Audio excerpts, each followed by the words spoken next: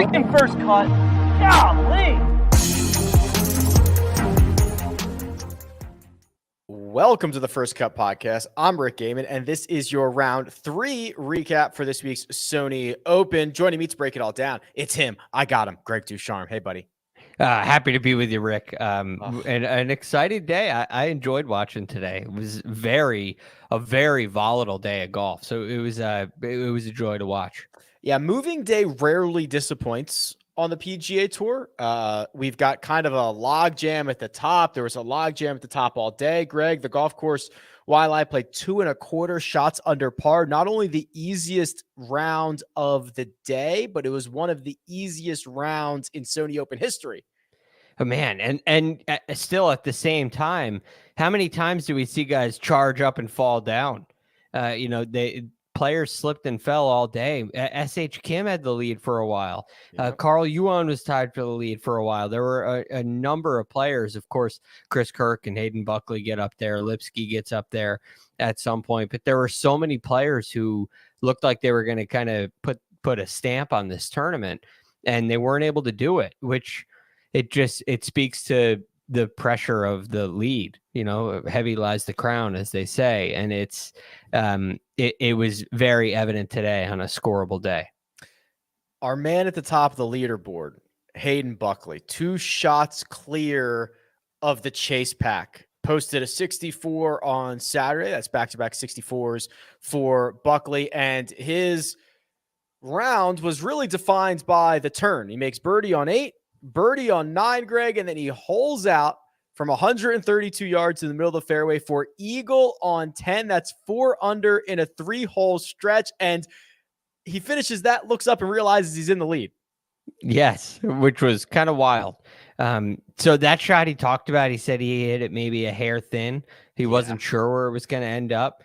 That was a difficult little hole location there. Some players were able to drive it on the green.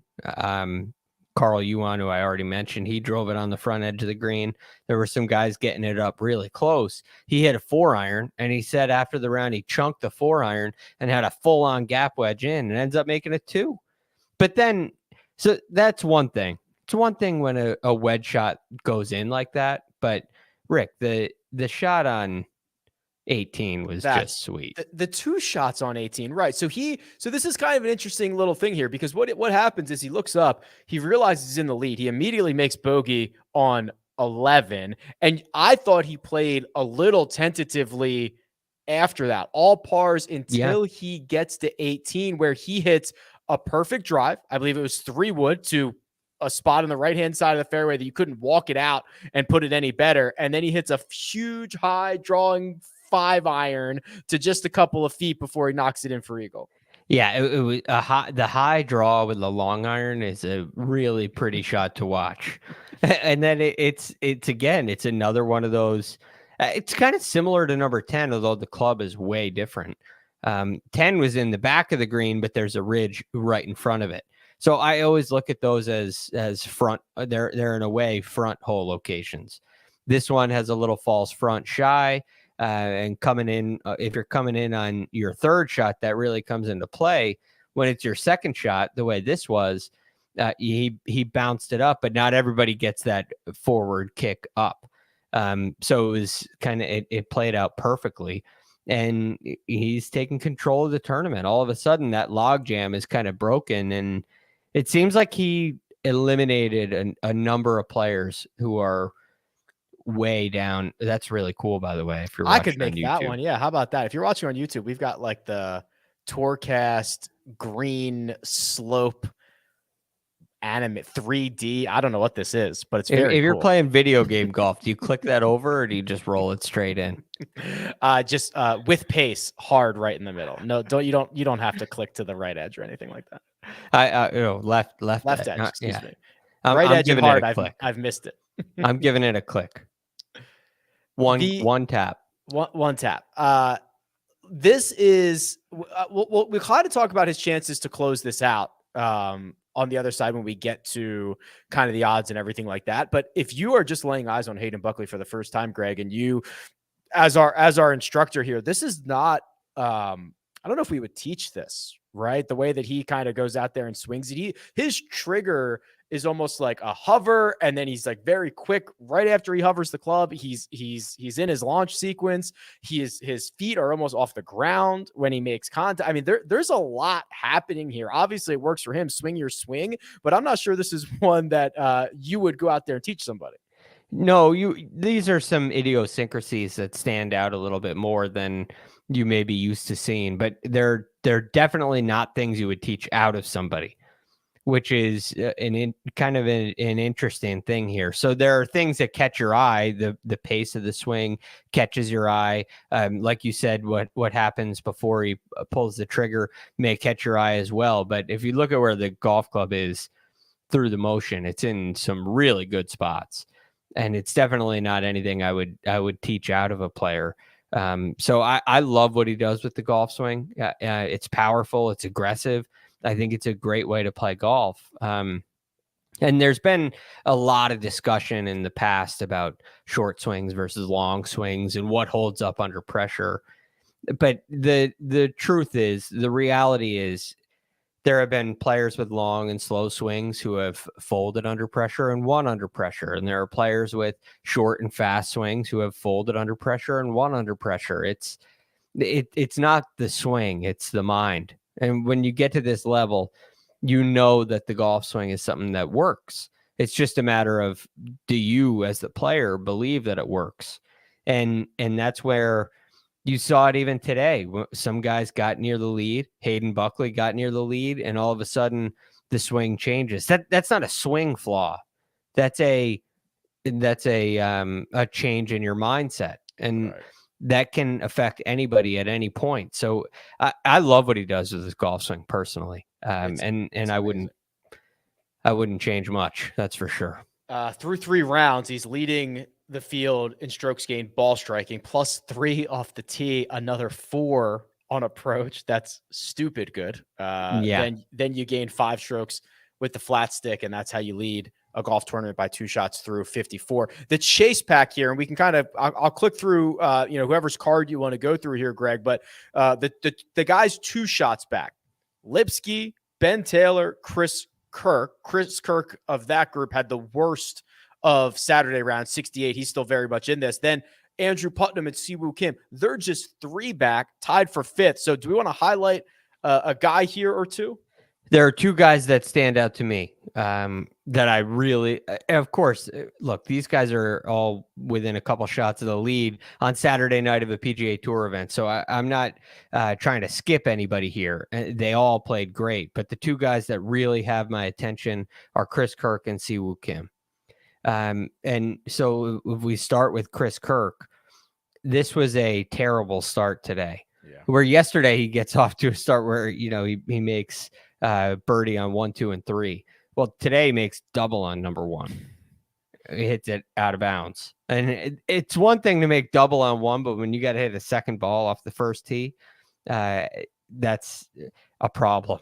That could have been the end of it. That could have just been how often have we seen, okay, guy, sleeps near the 36 hole lead, starts off slow or makes a big number early, and you never hear from him again. Yes, they're ejected from the coverage. Yeah. And there's good reason for it. They're out of the tournament and they don't have a lot going on, and it's a struggle, and we want to watch guys playing great golf, unless it's one of the really big names, even if unless it's Tiger really, or maybe Jordan Spieth in an event like this with the cut on the line. Those are the rare kind of situations where you'll watch a guy struggle. But he didn't. He turned it around right after that. He made a birdie right away at number 2 to get himself back into it. And I thought he played a really, really controlled round of golf. And there's something to me that just feels right about this. I like what I see from his stat profile. I like what I see watching him play. The tempo it looks like it always does, which is just so smooth, unhurried. I think the tempo of his putting stroke looks phenomenal. And I really like what I'm seeing with the ball striking. So even though today wasn't quite as good as the first 2 days, he's still 9th for the week in strokes gained approach the green. He's 3rd in proximity. He's given himself a ton of opportunities. and he's 12th in strokes gained putting, even though he lost strokes today. So I'm looking at this round of Chris Kirk, and I'm thinking, well, he's won on the PGA Tour before, and he's hungry to do it again. It's been a while, as we highlighted last night. That's right. And there's also so many guys around him, Rick, who haven't done it before, or who haven't even really contended before, which I think is I think that's a factor. Yeah, it is. And we were kind of talking about this before we went hot. It's kind of hard to win the first time you feel the heat. And there's a lot of guys feeling the heat for the first time right now. And Chris Kirk, and this is the other kind of argument for Kirk, he just got away with his bad round, right? He just lost strokes to the field, and he is 2 off the lead, tied for second. Not in the final group. Yeah. Right. That can be kind of that can be nice sometimes. And we'll talk about the weather in a little bit, but I think that's a kind of a nice break. I think it's the perfect spot for him. Not in the second to last group, where it's not like the Hayden Buckley is going to have so many more holes to play than him, where it's this huge disadvantage. It's you're 1 hole behind. And I think we see plenty of winners come out of the second to last group, or even farther down the track. So I think it's a really good spot for him. The other guy you mentioned was Siwoo Kim, whose only blemish came on number 12, a bogey there, but he had birdies on, let's see, 1, 4, 7, 9, 10, 14, 18. That's about as spread out as you can get. Every couple of holes, he finds himself a birdie, including one on the finishing hole. He is always dangerous from a chase position, Greg. Yes, and this one isn't too far back. If you remember Siwoo Kim winning at the Players, he won the Players in some really windy conditions. And his short game was great that week, but his ball striking was really good too. And I think we're going to have some wind tomorrow. It's not going to be quite as windy as when he won the Players, but I think the ball strikers are going to really come out and show up tomorrow. I think you're going to see a little bit of a bigger influence with the guys who can really hit it. And Siwoo has been hitting the ball beautifully, hit it beautifully today. He's hit 15 greens every single round so far. He's 7th right now in strokes gained approach. He's 5th in proximity to the hole, and he's putting okay, but he's also, we found out that he's using the long putter, which was something we talked about at the beginning of the week. What do we have? What's going on with Siwoo's putter here? We didn't have that information. Well, now we do, and it's fine. It's absolutely fine. So I like what I'm seeing out of his putting stroke.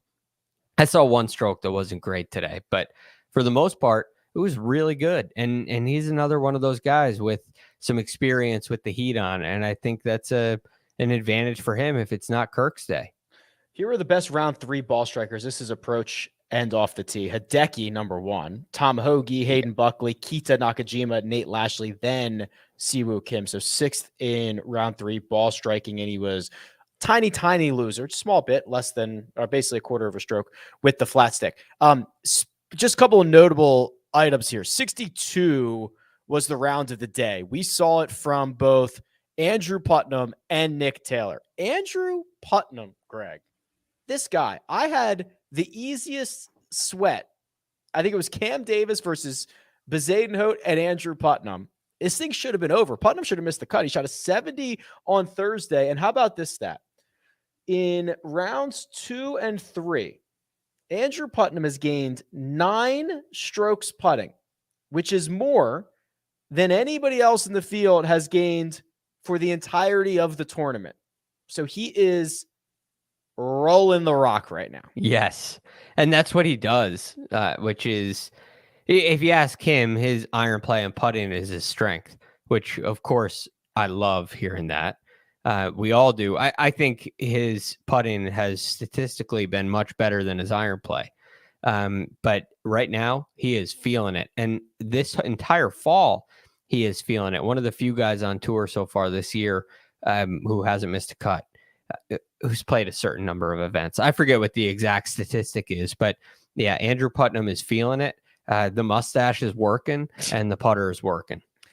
he started on the back. So this is not 7 straight birdies.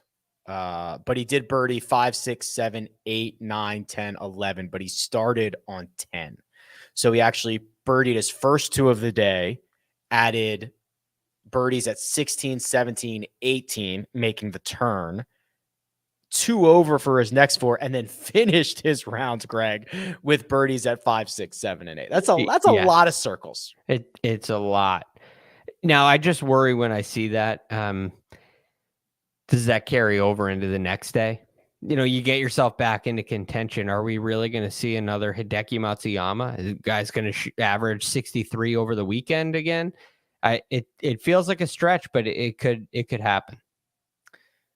The most disappointing round of the day, probably for him and probably for me as well. Taylor Montgomery. Yeah. Taylor Montgomery drops from the overnight lead to T9, a 70.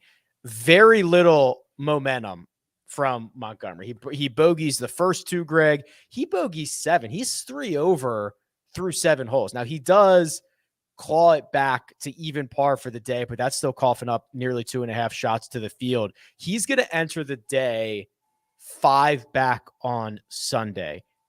Is it over? Are the 10s still alive here?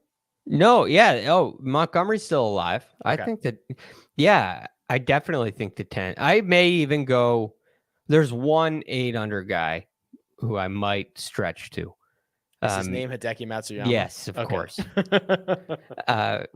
And the reason for that is when you start to, there's a lot of guys in between he and the lead. Normally that's a bad thing. But I'm wondering if the way the weather is shaping up for tomorrow, where you're going to have 15-mile-an-hour winds gusting to 20. It's going to be a much more difficult day tomorrow than it was today. Does it get more and more challenging as the afternoon wears on?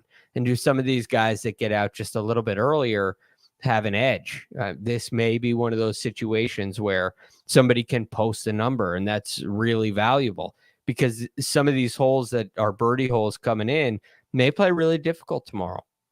They even wedge shots into greens when it's really windy and really firm and really fast. They start to get a little trickier. And then you add the rough in because tee shots are more difficult when it's windy like that. It can compound and it just becomes more difficult to make birdies. So somebody like a Taylor Montgomery who can, I think he had his worst day approaching the green. It's not a strength of his in general, but it was a particularly bad day. He hit a lot of shots that were kind of right there in front of him and dumped him in the bunker, short side, right? He hit a lot of really poor shots into the greens. And I think that evens out again tomorrow. And I love what he does on the greens with the putting. So I definitely think he can claw his way back into it. You have Buckley at 15 under, first time really in the heat on a difficult Sunday. You could consider the real lead 13 under. And if Taylor Montgomery at the beginning of the week was, let's say he was never in the lead and he was 3 back entering the final round, I think you'd feel pretty good. So I'm not done with Taylor Montgomery at all. Okay. I like to hear that. I want to pull up the odds from Caesars and talk through any potential opportunities here on this Saturday night. But first, we are going to take a quick break and hear a word from our partners. And we're back. I'm going to refresh the odds here, Greg, but I'll tell you, it has been 2023 has treated me well so far. Professionally, personally, I'm off to a great start. It's all good. I'd love to hear that. Yeah, so I'm stoked. We are 14 days in, and on the 15th day, I'm going to have 3 very live outrights, and I would love to start my year off with a victory. So I'm holding a Montgomery 40-1. I'm holding a Will Gordon, who we didn't really talk about. He's just a couple of shots back. He is, let's see. Will Gordon is 4 shots back at 130-1. And I'm holding a Hayden Buckley 95-1 ticket. Wow. So I'm terrified, first of all, that Chris Kirk's going to get me or Siwoo's going to get me or somebody's going to get me. I'm thrilled with my position, but I will not sleep easy tonight. Well, there's nothing you can do. That's so, you're not going to lay any more on Hayden Buckley. Right. It probably doesn't do you much good to hedge on Chris Kirk. Although if you have a clean slate and you were waiting for tonight, I love where Chris Kirk is, and I completely agree with that statement. Right? If you don't have other things out there, Chris Kirk 6.5 to 1 at Caesars is very, very interesting. Yeah, I don't think that's a bad number at all. So I love that, and I like even Siwoo at 8 to 1. Now it gets fun, and if you want to make it a little more difficult to sleep, and you want to, get a little more action, you could go with the heavy hitter that's left in the field, who's also a long shot and also 7 shots back. Also led the field in strokes gained approach today, as you already mentioned. Has not putted very well so far. Shot 65 today, losing strokes putting.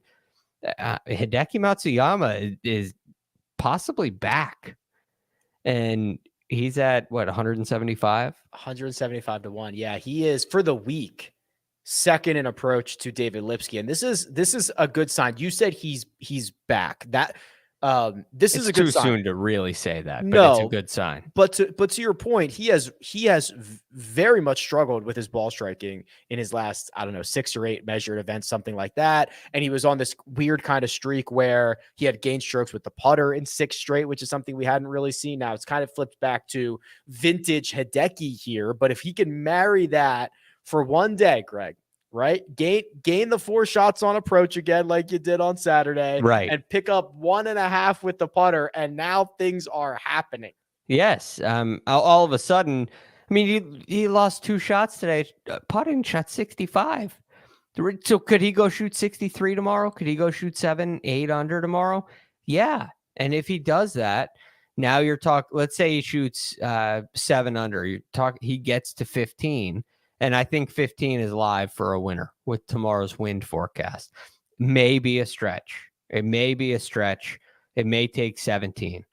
But I think he can get himself right back in contention. And with the leaderboard having some guys that are fresh up there and having the difficult conditions and having Hideki out a little bit earlier and having him hitting it really, really well this week, it's worth the sprinkle at 175, I think. Yeah, 175 to 1. I mean, we just watched a 7-shot lead disintegrate last week, and we've watched 7-shot leads. I feel like 6 times in the last 6 months. Yeah. Now most of them have had fewer players. There's been one guy running away. Sure. Like last week that happened at the Tour Championship with Scotty and Rory. That's what happened. It's not a guy that's in 25th place. Yeah, JT winning. Came from 6 back at the PGA, right? But I don't know how many guys were in between. Was it 6 or 7? It might have been 7. I think it was 7. Yeah. So, but again, it's actually kind of comparable to that, because you had some guys up top in the last group that were a little fresh, right? You did have Zalatoris there, who ends up in the playoff, but you had Cam Young, and you had, of course, Mito Pereira and some other guys that hadn't been in contention in majors before. So this has a little bit of that flavor. There's just a lot of guys to go through, and that's why the number's so long, but I think it's possible. We were just kind of chatting before we turned the mics on and went hot about how hard it is to win the very first time you're in contention. And I was racking my brain. I mean, trying to think of is Tom Kim maybe at Wyndham? Yeah. Yeah. I mean, Siwoo Kim at the Players. Yeah. First time we've ever heard of him. It happens from time to time. Was Ryan Brehm ever in contention before he routed everybody in Puerto Rico? That's a good one. Yeah, just like, I'm sorry, who is this? Like, right. Now, Hayden Buckley, I mean, he's been on our radar. Obviously, he has an elite off the tee game and trying to put it all together. I mean, it's just, he's going to have to just adjust his brain. He's going to have to rewire his brain tonight, right? Like sleeping on the lead for the first time in a PGA Tour event through 54 holes and kicking your year off this way is like, I hope he sleeps well, but I know I wouldn't. The hard thing is in our seats, you don't know what he's made of. Yeah. But his coach probably has a really good idea. He knows, but he doesn't really know. He doesn't know. But there are some guys who rise to that occasion. It's very rare. And so from a betting perspective, it's much easier and a much smarter idea to look elsewhere, because it's the chances that he goes out and plays his best round of golf are very low. There's something more to this round than him going out this morning, the way that he played today. It's a very different feeling, because all you want to do is have a chance to win. And now all of a sudden it feels like it's Sunday, it's here, I do have a chance, but now you also have something to lose. You don't want to lose a 2-shot lead. It's fine if you're 2 shots behind and you don't win. You're not supposed to win in a way. But when you lose it, there's a fear there. And I think it's very challenging for guys who haven't been in that situation to know what to do the first try, like you said. Throw the odds out the window, throw the value out the window, throw whatever else out the window. This time tomorrow, someone will be hoisting that beautiful golden trophy. It's a top 12 trophy. Who is that guy? Who is that guy that will be on the thumbnail of Sunday night's recap video? You're not going to like this answer. I think your answer is the one I actually agree with. I don't even want to say it because it hurts me. I want to say Taylor Montgomery. That's what I really want to say. But it's Chris Kirk. I think I think I agree with you. I think that's what my head says. I mean, he has a little bit of chaser's freedom, right? Which is so important.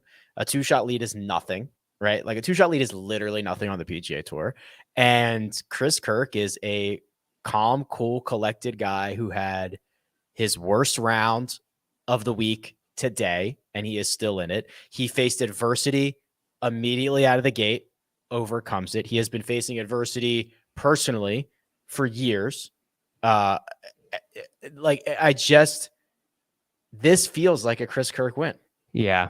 And you can see it's so clear how well the golf course sets up for him, especially coming down the stretch. And the fact that he hits a draw nearly pretty much exclusively. And so many of the holes down the stretch, pretty much every one is a draw tee shot, at least. That's a big edge, especially on the PGA Tour nowadays, where guys don't hit draws. There are very few drawers of the golf ball out there. No, you can still make it work, but he likes the way these tee shots look. And I think that's a huge edge. Hope I'm wrong. I mean, actually, I would feel great for Chris Kirk if he won, but I hope I'm wrong. Yeah, you got skin in the game. Chris can win next week. He can win. Let's go win like a T2 for Chris Kirk would be great. Go win something in a week or two, right? Like leave me alone. Let me get this one. Just this one. I needed a nice early January victory. Yeah, just leave me. Let me get on the board in 2023. That's all. All right. Boy, it is going to be a sweaty Sunday. Hopefully sweaty. Hopefully these guys don't eject immediately, but it's going to be a great event. It's in basically prime time. It's going to, help put a bow on an excellent sporting day tomorrow. So very much looking forward to it. We'll be back as that final putt drops to discuss who is the eventual champion of the 2023 Sony Open. Producer Troy will be here doing all the hard work behind the scenes. Greg DuCharme, available on Twitter at The Real GFD, and you can find me at Rick Run Good. This has been The First Cut. We'll catch you next time.